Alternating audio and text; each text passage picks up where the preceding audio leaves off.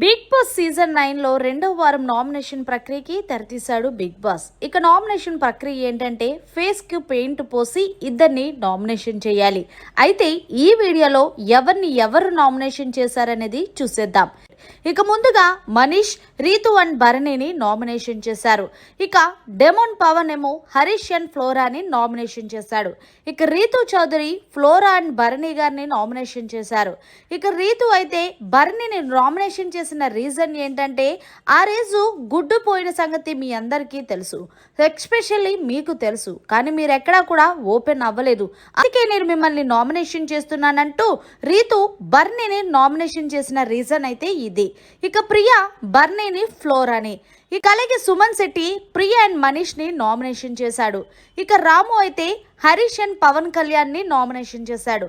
చివరిగా Tanuja Harish and ఫ్లోరాని nomination చేసి Manish, Ritu and బర్నీ గారిని నామినేషన్ చేశారు. మొత్తానికి రెండో వారం నామినేషన్ లో భరణిని అయితే టార్గెట్ చేశారనే చెప్పాలి.